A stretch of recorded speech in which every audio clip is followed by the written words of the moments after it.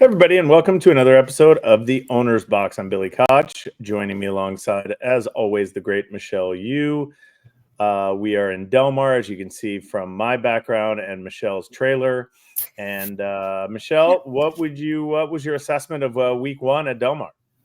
Well, it was fun. Tons of people on track. The weather has been actually really great. I thought that thought process was spectacular this weekend. That was so exciting. She was pretty good. And otherwise, it's been good. I've actually, believe this or not, I've gone to the beach twice this week. I actually just left the beach. I'm still in my bathing suit right now. And as soon as we're done, I'm going back over because I left my kid there with the Talamos, the Pegrams, the Fentons, and the Blackers. Wow. I did leave Ryan there, to be fair, but all Yeah, the kids. Ryan's probably sleeping. What beach Ryan's do you go shutting to? it up. Huh? What beach do you go to? Oh, so right north of Dog Beach, where the Solana Beach Club or tennis club or whatever is, Yeah. there's like a public stair access, and we go down there. Very nice. Very nice. Very nice. We have a good guest today. It's Jorge Abreu from Scottish Lassie fame. He's the trainer and the owner of Scottish Lassie, who was super impressive over the weekend at Saratoga. And so we'll get to him in a minute, find out his whole story. Michelle, anything else that caught your eye on opening weekend of Del Mar? I thought the crowds were just really fantastic. I think that as we're really so far away now from that big COVID area, our on-track crowds, both at Santa Anita and now we're seeing it carry on to Del Mar, have just been so vibrant. And I absolutely love that. It just makes it so fun. I had crashed my scooter opening day. Oh my goodness. Oh my God. My whole arm from here to here is sliced open. I thought I broke my wrist, but I didn't. I'll have to send you a picture of the bruise I have that's somewhere I can't show on here. I want to see that, to be honest with you. Really? It's pretty gross. Yeah, I don't want to see that. That's why I like to just imagine you as just pristine. Oh, definitely not pristine. Do you wear a one piece or a two piece when you go to the beach? I wear a one piece because I get that bruise is disgusting. I know, right? What part of your body is that? It's like my pubic bone. It's terrible. Like the back, like that's your butt that you just sent me? No, that's like my front and it's all swollen. What is the tattoo in there? You see a tattoo in there? Oh, it's a devil dressed like an angel with little wings and a pitchfork. I don't know. It's from when I was 18. You did a lot I do. I wear a one piece when I'm going to the ocean because otherwise I end up wearing no piece sometimes. We don't. God forbid we see that. If I'm going with friends or something, maybe a two piece. But if I'm going with children, it's a one piece. I got you. A one piece with my long sleeve sun cover up too. Oh, you're doing the whole sun cover up thing? Oh yeah, for sure. Yeah. You should see all of us down there. Oh, Millie Ball and Tim Yachteen are down there too. We all got huge hats. Oh, I just texted Tim Yachteen, and so that's why he probably didn't text me back. Oh yeah, he's on the beach right now with his hot wife in her bikini. Yeah, Millie's cute. She is cute. What was your takeaway from opening weekend, Billy? Personally, I mean, if you talk about overall, like the crowds, I agree with you. I thought it was really just 3 great days, even on Sunday, which sometimes can be a little dead. The front side was just rolling. I mean, there was a ton of people and they were cheering. I don't usually watch races from the front side, but I happened to get there late and I just went out there and sat in a box, and it was really actually exciting.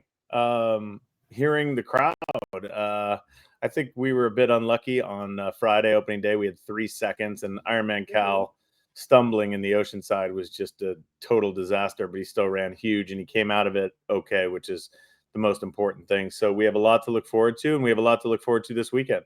Little Red Feather Nation is coming up is going to be huge. Yeah, we're excited. We have a first-time starter on Sunday. That should be fun. And we have Balnikov against Gold Phoenix renewing their rivalry in the Eddie Reed. And the news just came out today that we've kind of heard about, and that is that Johannes is going to the 4-star Dave. He will not be running. Which is crazy to me. Is it just the distance? I think it's distance, the fact that it's a grade 1, the fact that it's a Breeders' Cup win and you're in. I think I all mean, those things my factored problem into. is the I amount don't of think. rain that Listen, they get at Saratoga. I listen. If it rains, it rains. I Yeah. don't think. I don't think this was Tim Yachteen's call, with all due respect. And we've had the QFA people on our show, and I think this was an owner's decision, and this is what they wanted to do, and this is what they're going to do. Hmm. So, we'll find out. Listen, you can say all you want before, and after the race, you can say it again. So I think the proof is in the pudding, and you have to. All the naysayers, if he goes out there and wins, then it was a great decision. If he doesn't, it wasn't a great decision. But it is My a decision, and that's what happens in this game. You can't look back. You can't second guess yourself when you make these kind of decisions. You just kind of have to go for it. And sometimes the owners, this is what they want to do. I have no my problem with only qualm is if it rains and it comes off or something, or it's yielding and they don't want to run. I mean, you're just shipping all the way over there. What if he ships all the way over there and then misses the prep? prep for what. Just misses his race. I mean, this is supposed to be Yeah, his I think race, I right? think Look, he obviously wants to get to the they Breeders' must Cup. You don't have that long. right. They must have looked at the weather forecast. So, and they're not going to take grade ones off the turf. They end That's up true. running them on a different turf course. They have like 9 turf courses there at Mhm. Saratoga. That place that's so great, that's the best place on earth, because people sit in lawn chairs out on the side, out on the fucking patio. So much more. Backyard. It's the Oh backyard. wait, oh wait, it's better racing. Listen, we have larger field sizes. Our horses are awesome. We have like the San Diego this weekend. We're going to get to see Nisos. The Bing Crosby's incredible. Mhm. We have some shippers that are coming in. It's a really really good race. So for all you, Saratoga's racing is better, and that's why we like it. I'm not buying it. You know what? They have more money because they have help, and that's it. So there you go. And go sweat your balls off. Soapbox Billy. Soapbox Billy. Um, what did you think about the Haskell? That was a great race. I Did thought you Gosger. think he was going to get there at the top of the stretch? I'm trying to put myself back. I didn't bet or play or anything. I was just kind of rooting. I thought there was a good chance once he found that gear that he does, um, that he had a pretty good chance of getting there. But I thought, both the Baffert goal oriented and Oscar? Gosger ran great races. I think this 3-year-old class is turning into an exceptional 3-year-old class, and we're going to see Sovereignty on Saturday against Baeza. And I think it's a really good class. I think Journalism's awesome. I think he's a cool horse. I went and jumped in the ocean really quick before the show, and I saw Aaron Wellman, and we were both congratulating each other. And I said, well, yours was the grade 1 Haskell. I think you deserve more of a congratulations than we do. I said, what are you doing, man? Can't we just keep him at home for the Pacific Pacific Classic, Classic? I right? mean, that would be just amazing. He said, we got some time before we have to make any of those decisions. So, Well, they he did was, say he's staying home right now, right? So they didn't yeah. specifically say they're going to run him in the Pacific Classic, but that's where you think they're going to run. I mean, So if you own the horse, where would you run? I would run him in the Pacific Classic. Well, okay, I'd take 2 things into consideration. First, I would watch Nisos, obviously. I want to Yeah. see if I can beat Nisos this weekend. And then you have to see what Sovereignty looks like, because now all of a sudden people are saying Sovereignty can be beat because there's no blah, blah, blah. Like, you know, Well, there's this is a typical this Jim Dandy reminds me of the Florida Derby, where I don't think Bill Mott gives a shit about the Jim Dandy. I don't think Godolphin gives a shit about the Jim Dandy. I think they just realize that their horse is kind of thriving right now, and he needs to run rather than Mhm. train him all the way up to the Travers. That's the race they want to win. So even if Sovereignty gets beat, it's not. They don't care about tarnished records, right? They didn't even Yeah. run in the fucking Preakness. They care about these big, big wins. The Billy is on Derby. his soapbox I am. today. Why am I? I'm fired up today. Yeah, you They are. care about. They cared about the Derby. They cared about the Belmont, and they care about the Travers. So it's it is what it is. So if Sovereignty gets beat, who does it? I would say Baeza. Yeah. Yeah, I mean, it's hard for me to believe that if that horse wasn't doing fantastically well, that John Sheriff would ship him across the country again. Like, he's Right. already gone twice, He's right? worked really good. Did you watch his last work? I did not see it. Probably one of his most mentally put together works that I've seen from him. Yeah, I think he could be the one, he's got to prove himself. So, But I think that, he's ran third in the Belmont. He ran third in the Derby. He lost to Journalism twice. He came back to win both times. And why not? Now, if you're Baeza and you just say you win the Jim Dandy, do you stay for Travers or do you come home and go back? See, I believe because Baffert likes to bring horses home and come back. McCarthy's brought horses home and come back. Yeah, if the flight is easy and it's not a big deal, I would bring him back. But there's also something about staying there and training over that track and not having to make that flight. I think that's a tough call because obviously money is no object for CRK. And I think John Sheriff wants to do the best thing for the horse. So, and who's to say that if he runs well, he doesn't just stay home and run in the Pacific Classic, right? Yeah. Or the shared belief. I mean, I guess they're both $1 million, that and the Travers. Or Travers won 5? I don't know. That's a good question. I guess you have to decide then if he runs second to Sovereignty, just say. Yeah. He has to then decide which he'd like to re-meet with, Sovereignty or Journalism, both of whom have beat him in the past. You're right. And it's just fun to have this discussion, Michelle. Great crop this year. It's so nice. It's so nice to have really good horses and not, I mean, I remember in the past you and I were like, yeah, who cares? Like Mystic Dan. Woo-hoo. No offense, Kenny Peak. What's that? I said no offense, Kenny Peak. No, and by the way, I love Mystic Dan. I had him in the Derby. I'm glad that he's standing at Airdrie for our favorite guy, Brett Jones. Did you see Brett Jones? Did you spend any time with Brett That's Jones? the first time I've been somewhere that Brett Jones has been, and I haven't seen him. What was that all about? Gosh. I know. Right, so sad.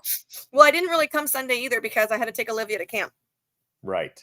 Olivia made new bracelets, by the way. These are great. And you should see my table.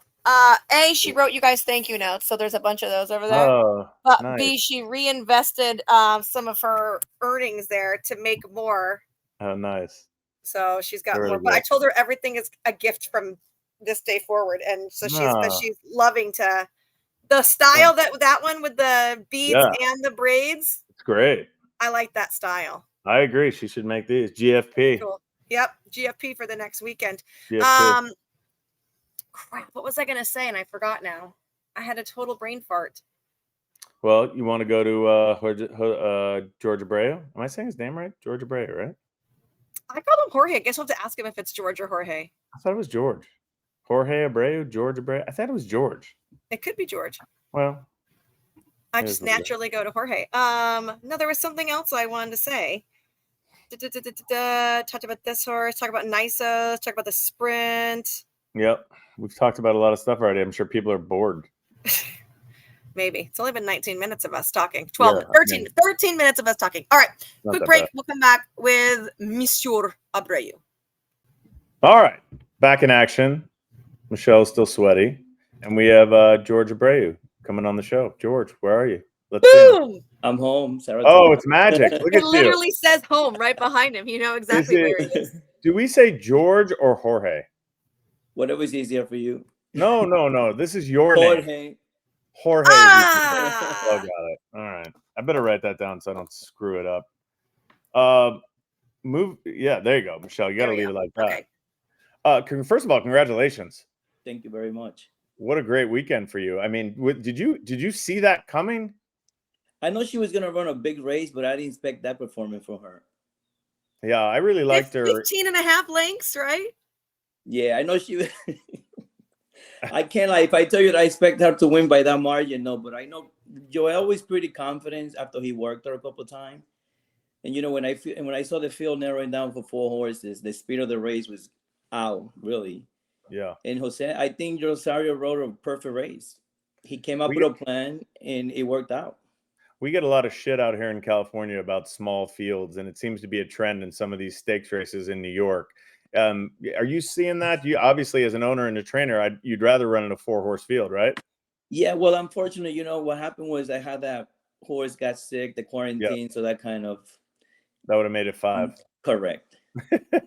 Still nice. Tell us a little bit about yourself. Let the people know who you are, where you've been. Who'd you come up under? A lot of people, we're putting on a new face here, which is really great. Well, I came from the Dominican Republic in 1984 to the U.S. My dad used to be a top rider over Dominican Republic, Puerto Rico, Venezuela, and he was working back in the days with Skippy Chapov and Gilbert Puente. So we used to start coming to the track on Saturday and Sunday. And, you know, I never saw the track in Dominican Republic. I know I was only 9 years old. And I started getting the feel for the horses. And then I learned how to gallop. And my first job was 1991 with Skippy, with K. Eric Jensen. Then after that, I became a freelance writer. I worked for Terra Nova, for Nick Cito for 9 years, 6 years. Wow. And I worked for Chad for 9 years. So with Chad, really, you know, so many good horses there. All kinds of horses you get there. Why didn't you want to stay being a rider? Because of the weight. He wanted to eat. Yes. He's tired of starving. Well, you know, I mean, Jorge's not that tall. And I mean, yeah, but he still wants to eat. Yeah. What is the one thing you picked up from Chad that you have taken into your training style? Well, you know, I don't have Chad quality of horses, but like every horse is different. Just doing the right thing by the right horse. Yeah, that's very interesting because a lot of trainers have this patterned approach. They have to do this, this, this, and this. But I think it's great when trainers actually look at the individual horse and see what they need. Just like, you know, we're talking about little league kids, you know, they all need different approaches. Some can take it when you're really hard on them, some can't. So is that something? That's one thing I learned with Chad a lot. Like the horse, like the 2-year-old, when they precocious and you see that they let you know when they're going to be an early horse. Horses, when you start breathing, then you start losing weight, getting a little quiet, going the other way, and it's time for them to stop and get a reset. Do you bet? I have never bet a penny on my life, and I hope I stay that way. Never. My brother Fernando does, but I haven't. Never bet that. You know, Michelle and I get in big fights about Del Mar versus Saratoga. Have you been out to Del Mar? You were probably here for a Breeders' Cup, right? Only for the Breeders' Cup, yeah. It's pretty nice out here, isn't it? I like it. I like the nightlife better. What about you? He likes the nightlife better. Are you single? Are you married? Single. Oh, he really likes Del Mar better than for sure. Yeah, for sure. That's a lot of fun. I want to go ahead. Yeah, go ahead, Michelle. No, I want to know about picking out this filly. So I went to the sale. Really, I have no money, but I have a good friend of mine, Mr. Parkland, Steve Western from Parkland Thoroughbred. He told me, you know, you go get the horse if you like it, and if we get the horse, then we sort it out. And I went and looked at all this filly, and the only filly that really caught my eyes was this filly. I mostly look about 60, 75 horses, and I kept going back because I know the consignor. Gene used to be my foreman when I worked for Chad. I was the assistant, and Gene Ritchie used to be my foreman. So he had that filly and a Good Magic filly. He wanted to put me in the Good Magic filly. I don't know, something about this filly. I keep going back and back. So long story short, I said, do you have any reserve on her? He goes, no, not yet. So he sold the Good Magic before the Mackenzie. He sold the Good Magic, I think, for $350 or $375, something around there. That's a lot of money. Don't tell me you have no money if you can spend that. Yeah. So I call him and I say, so what about this filly? You come up with a reserve for her? I say, I'm probably going to just sell because we had a good sale. I said, okay, good. I said, I got 90 for you. You want it? He goes, let me call my owner. I say, I need to know because, you know, it's getting to the end of there. I want to go out of here with a horse. Yeah. And he goes, yeah, give me the 85 and done deal right there. I told Steve, hurry up, go sign that ticket before That's amazing. He changed his mind. Yeah. What was the sale? Did I miss it? What sale was it? It was a March sale in OBS. When you go to those sales, tell us a little bit about what you look for in a racehorse. Like, we have some guys that look at the eyes. We have some people look at the shoulder. We want a well-balanced. What is the Jorge Abreu look and feel? Well, for me, I'm more familiar with filly really than colts because I got most of the good horses I have on my barn being fillies over the years. So, well, you're also single. You're also single, so you're single. So you look at the fillies. I get it. So, you know, you go and look at the conformation, how they walk, how they're going to grow up into it. And because the horses change, you know, you could see the girth, the shoulder, and all that. Are you a guy who walks up and does the feel all the legs, or do you just stand back, you know? Oh, no, I have to do it all. You have to do it all. You go over the back and do the whole, everything. I can see that. And you pick them out yourself. You don't have someone working with you.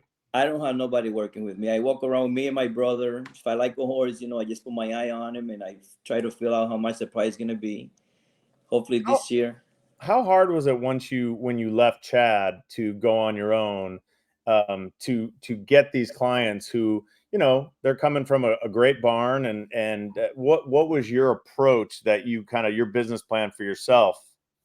Well, it was hard, living a Chad Brown barn with 200 horses, going on my own with 2 horses, and but I had a good background from before, from Gallup and my work ethic. I used to work with a lot of good trainers like Nick Cito, Terranova, Billy Badgett. So I've been around on the track.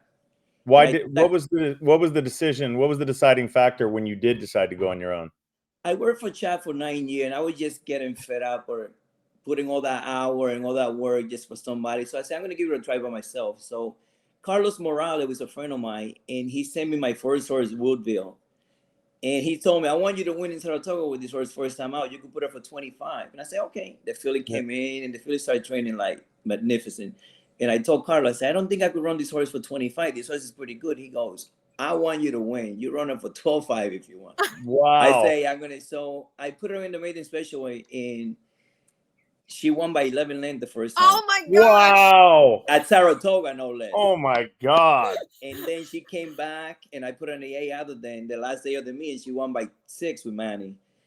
And then they moved the horse away from me. So Mr. Wester came on board and gave me a horse. Why did they move the horse away from you? No idea. Because he wanted to run it for 12.5. Wait, who did they give her to? Did they sell a piece of the horse or something? No, they came with that idea that we're gonna put her on the sale, but that never happened because I told Steve, I say, if this filly go to the sale, we're buying this filly. Yeah. Right. I think the talent was there. So they moved the filly, they took her to the farm for a week to give her a freshen up, and they sent her to Mike Hushin. And Mike Hushin ran the filly about 5 times, and she finished last. So God don't like uglies. Wow, what a terrible, that's like a terrible story. Yeah. But it's a true story. That's so did that start because something like that happened? Is that how you started becoming an owner as well? And like, hey, I'm going to take a piece of this horse to guarantee that it's going to stay in my barn. I waited a couple of years until I get a little bit of money put together. And my first horse I bought on the sale with Silver Satin. I bought him in the ring for $40,000. He already made about $300,000. New York bred. And then I had the same little group, and we bought Scottish Lassie, and I have another Mackenzie that she had a little step back, but she's a little bit too fast for her own good. And she's just coming back. She just came back in today. That's what we say about Michelle. Yeah, a little too fast for my own good. Yeah, Jorge Abreu joining us on the owner's box. Go ahead, Michelle. Oh, so going back to the coaching club this weekend, you thought she was going to do well. Weren't expecting that performance. At what point did you just black out with, holy crap, this is going to run huge? I was so nervous, Michelle. Going into the first turn, I lost contact with the horse. And I'm sitting in the box with Dave Canizzo and Jay and Robert Falcone. And at that point, I just keep looking. I say, where's my horse? Because I never told Rosario to put her in the lead. But he told me, what are you can't tell him anything. He knows what. So turning for home, the announcer goes, and Scottish Lassie is in front by 8. I told Jay, Jay. He was looking at the backpack and didn't even look at the front. There's no way. You seriously didn't know your horse was in front? I swear. I was so nervous that day. I was sitting in a corner in the box, and Jay kept telling me, you need to relax. I said, I can't do it. I can't relax. I was just Why were you so nervous? I mean, you've seen a million races. You've won grade 1s before as an assistant. I mean, what made you so nervous that day? It's a different feel because I picked this horse. I choose the race. I train the horse. So it's a lot going on with this horse and with me. For me, she's not just a horse. To me, she's not just a grade 1 horse. To me, she's a special horse for me. So what are the plans moving forward? Well, I'm going to see. She came out of the race in pretty good shape. She jogged this morning. I'm going to give her a week, and then we're going to come up. We're going to run in the Alabama or the I forget. I like the Alabama. Yeah, the Alabama. I can't keep all the names straight up there. Don't worry, you're on our. Cotillion. The Cotillion going to sit at a Parks. So either okay, lots races. Of money on the line there. But I'm going to let her tell me when she's ready to run. What kind of a partner are you? Are you I'm calling all the shots kind of partner, or not do you really? But pull with a horse partners? with a horse like this, yes. But we have a pretty good part. We have a pretty good group. Like all the guys that are in this horse, they're pretty good, and they listen to me. They know I want to do the right thing by the horse. That's my only Grade 1 horse I have in my barn, so I have to take care of it. Have you ever had an owner that's overstepped their bounds and like, hey, we need to run here, we need to run there, and what do you do in that situation? Not really. The only time we came a little bit at the conclusion and not we're on the same page, but then I say, the more I thought about it, I say, what's the shot of having an opportunity like this? That's when we ran Venti Valentine in the Oaks. Yeah. I wanted to go to the Acorn, they want to go to the Oaks, and I said, you know what? So we went. So sell yourself as a trainer and a horse and a guy that can pick out horses at sales. Give me your elevator pitch. You're calling Billy Koch and Michelle Yu. I'm from Little Red Feather, and Michelle now just won the lottery, and she's one of my biggest clients. And we're looking for a trainer, Jorge. Like, what is it about you that makes you special? Well, I think my specialty is with the 2-year-old. That's where my best number are, really. All kinds of horses, but this 2-year-old, I don't know. Something about the 2-year-old that I like to see them, how they develop, and how they come on board. Because 2-year-old, they could fool you. They could fool you one way or the other. Like some horses some trying to get excited because they breeze 1 or 2 breezes fast. Yeah. For me, I have to see a good pattern going into the race, and like especially the breeze before the last breeze before the race. I have to see that breeze exactly how I have it in my head. Do you there's a distinction especially between Southern California and New York. The training is different. Out here, we work our horses 6-7 days on the dot, and they got to work 10 times before they debut as a 2-year-old, or 15 times, whatever. Yeah, 10 times is light, Billy. Jeez. Whatever it is. Like, why is this such a difference in training strategy between Southern California and New York?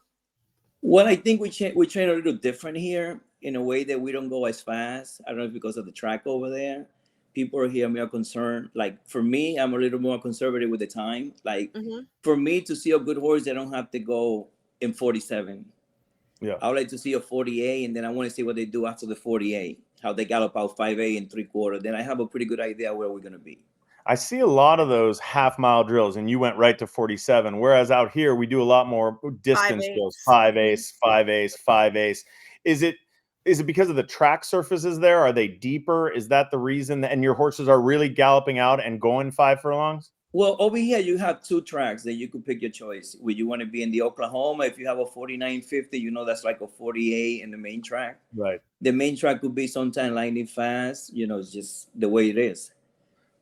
Well, we hope that your barn gets bigger and that one day you do a couple ship and win horses out here to Southern California. We'd like to see you at Del Mar, maybe next summer. You Can I ask one more question? Yeah, I was going to say. Who named Scottish Lassie? What was that? Who named her? Steve Western. Is there a Scottish Lassie that we know, or is it just because? I don't know. He came up with a name. I said, you name it, because I'm terrible with names. Well, we appreciate you taking the time today. Congratulations on the big win. Now that you're on the show, the show is pretty good luck. Yeah. So great. And by the way, you have Michelle's cell number. If anyone's live, we like to gamble a little bit too. So maybe just text me your next 2-year-old debut winner. Yeah, we'd like a 2-year-old for you. Yeah, maybe like 8 to 1. I don't want to be greedy, but like 8 Jeez, to 1. Billy, don't waste time with a 5 to 1. It's got to be 8 to 1 or bigger. Yeah. Can I give you a 5 to 1? Yeah, sure. Jorge, continued success, my man. That we really appreciate you. Thank you. Thank you so much, Jorge. Anytime. Yay. All right, we're gonna have him on again next week, maybe. For gambling purposes. For gambling purposes only. No, he seems like a really good guy. I've known him for a while. He's and obviously Steve Weston does a lot of great stuff. He's in a lot of partnerships. We've actually owned a horse with Steve before. He was great partner. So he's in good hands. I thought that was really cool. Thanks for bringing him on the show, Michelle. Yes, thank you. Thanks to Chad Summers for assisting in the contact, and thank you for Jorge for taking the time out. It's almost 8 o'clock over there. He's got to get up early, so really appreciate it. Well, he's probably out on the town since he's maybe. Single. Well, we made him come home for this. Yeah, we made him come home. All right, well, coming up this weekend, we already talked about all the stakes that we have on tap. We've got the Bing Crosby, we've got the San Diego, we've got the Daisy Cutter. We've got is La Jolla this weekend? No, next weekend. Oh, Eddie Reed. Sorry. Eddie Reed's going to be a good race, but I think I just read that Mi Hermano Ramon is not running. Oh, he worked here on the grass on Sunday. I just read something. Hold on. Let's look at this. I thought I saw a news flash about him. Let me see if I can get a news flash. Okay. News flash. How do I find news flashes? Me or Mono Ramon to get a little break. Oh, he just worked too.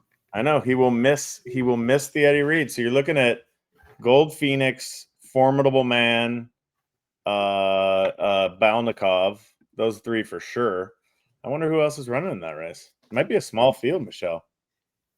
Well, might have to find something to run. Are you gonna pick GFP on top? I always pick GFP on top. You do your little sheet here. You don't do your little sheet. No, because I don't handicap. I think you should. I think you should do it anyway. People like it. Maybe we'll see. Maybe on the beach. Maybe on the beach. I'm going back to the beach right now. All right. Goodbye. Thanks, everybody. Bye.